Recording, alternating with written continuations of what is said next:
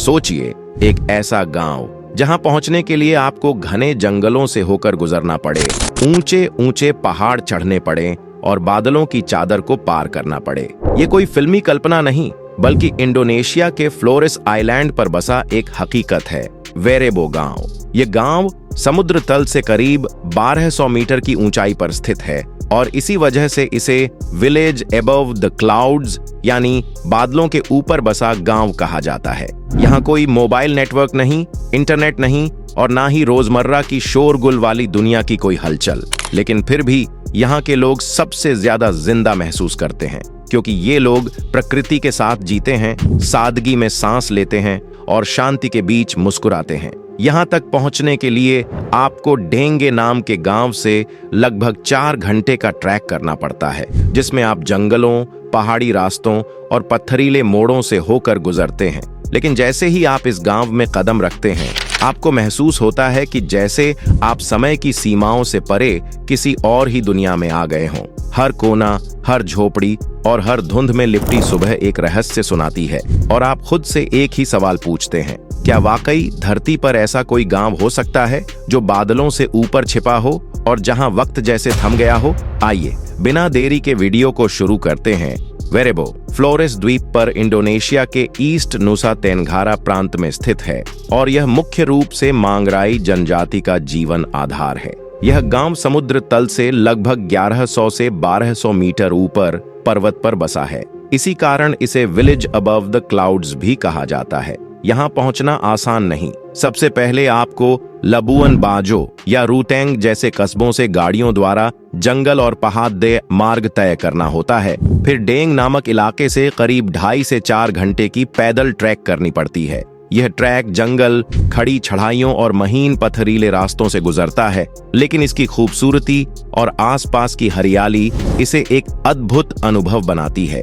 पहुंचते ही आपको महसूस होता है कि जैसे आप आधुनिक दुनिया से दूर एक स्थिर और आंतरिक जीवन वाली जगह पर आ गए हैं, जहां लोग प्रकृति के अनुकूल जीवन जीते हैं और समय एक अलग ही रूप में चलता है। वेरेबो गांव की पहचान इसके 7 अनोखे मबारू न्यांग घरों से होती है। ये शंकु के आकार वाले टावर घर हैं, जो लगभग 15 मीटर ऊंचे और 5 स्तरों वाले होते हैं। प्रत्येक घर बांस, लकड़ी और पत्तों से तैयार होता है, जिसमें न तो सीमेंट होता है और न ही चिमटी, बल्कि इनकी कंक्रीट की जगह मजबूत रत्न की रस्सियों से बांधकर निर्माण किया गया है। ये मकान जमीन से 1 मीटर ऊंचे खंभों पर खड़े होते हैं, ताकि नीचे का हिस्सा पशु, लकड़ी और अन्य सामान के लिए एक प्राकृतिक स्टोर बन सके। प्रत्येक एम्बारू नियंग में पहले तल पर सामान्य जीवन, खाना, बातचीत और आराम की जगह होती है। वहीं ऊपर के 4थे तल तक भंडारण के काम आते हैं और सबसे ऊपर के 5वें तल को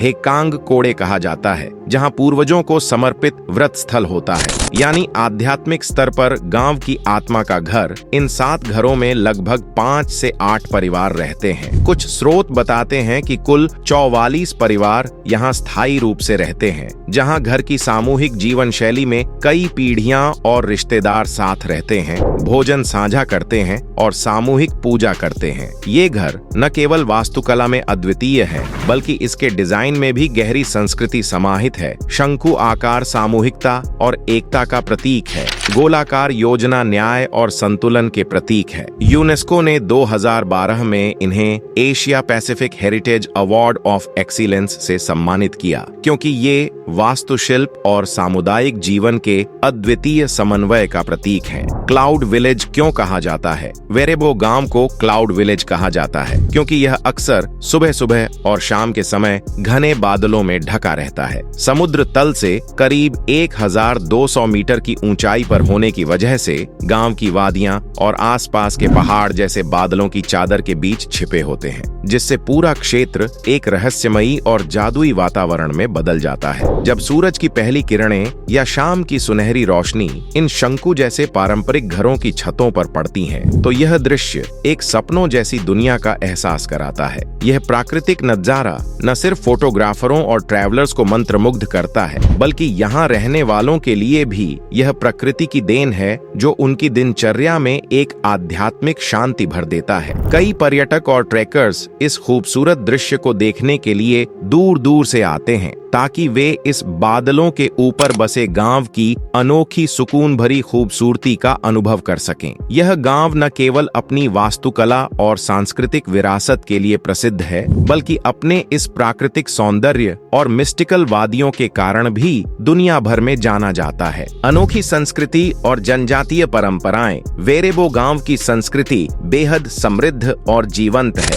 जो सदियों पुरानी जनजातीय परंपराओं से जुड़ी हुई है। यहाँ के लोग अपने पूर्वजों की पूजा को बहुत सम्मान देते हैं और नए मेहमानों का स्वागत करते समय गांव के मुखिया से अनुमति लेना अनिवार्य होता है, ताकि सभी संबंधों में आदर और व्यवस्था बनी रहे। महिलाओं का प्रमुख काम हाथ से कपड़े बुनना है, जिसमें वे पारंपरिक डिजाइनों को जीवित रखती हैं, जबकि पुरुष खेती करते हैं और आसपास के जंगलों में जीविका के लिए काम करते हैं। साल में एक बार यहाँ पेंटी सेरेमनी का आयोजन होता है, जो गांव के लिए एक बहुत महत्वपूर्ण आध्यात्मिक उत्सव है। इस पूजा के दौरान पूर्वजों की आत्माओं को सम्मानित किया जाता है और यह मनाया जाता है कि उनकी आशीष से गांव की खुशहाली बनी रहे। उत्सव में पारंपरिक गीत, नृत्य और धार्मिक अनुष्ठान होते हैं, जो मांगराई जनजाति की सांस्कृतिक पहचान का हिस्सा हैं। इस समारोह के माध्यम से समुदाय के सदस्य अपने इतिहास, विश्वास और सामाजिक एकता को मजबूत करते हैं, जिससे ये परंपराएं पीढ़ी दर पीढ़ी जीवित रहती हैं। यात्रा करने वालों के लिए क्या है खास? वेरेबो गांव की यात्रा करना एक अनूठा अनुभव होता है, क्योंकि यहाँ कोई होटल या रिजॉर्ट नहीं है। पर्यटक स्थानीय परिवारों के घरों में ही ठहरते हैं,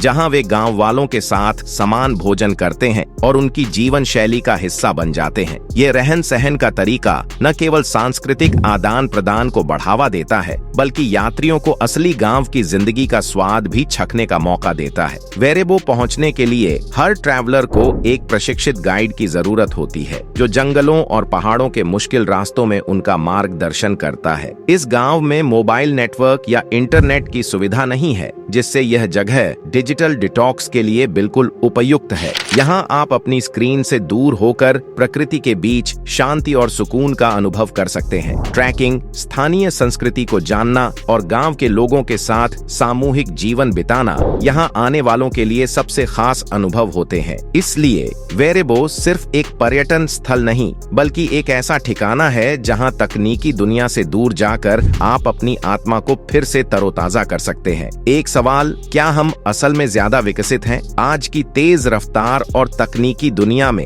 हम अक्सर अपनी असली खुशियों से दूर हो जाते हैं। वहीं वेरेबो के लोग बिना मोबाइल, इंटरनेट और आधुनिक सुविधाओं के एक सरल और शांतिपूर्ण जीवन जी रहे हैं। वे प्रकृति के साथ सामंजस्य बिठाकर खुश हैं और उनका जीवन तनाव से मुक्त है। जब हम हर वक्त व्यस्तता और दौड़ में फंसे होते हैं, तब ये लोग अपनी सांस्कृतिक परंपराओं और आत्मिक शांति में मुस्कुरा रहे होते हैं। यह सोचने का विषय है कि क्या असली विकास केवल तकनीक और भौतिक सुविधाओं में है, या वह जगह है जहां मन और आत्मा को सुकून मिले। शायद सच्चा विकास वही है जहां हम अपने जीवन को संतुलित, खुशहाल और प्रकृति के करीब रख सकें। अगर आपको यह वीडियो पसंद आया हो तो लाइक करना न भूलें और ऐसे अनछुए और अनसुने स्थानों की कहानियां जानने के लिए हमारे चैनल को सब्सक्राइब जरूर करें। आपकी इस छोटी सी मदद से हम और भी दिलचस्प जगहों की खोज कर आपके सामने ला सकेंगे।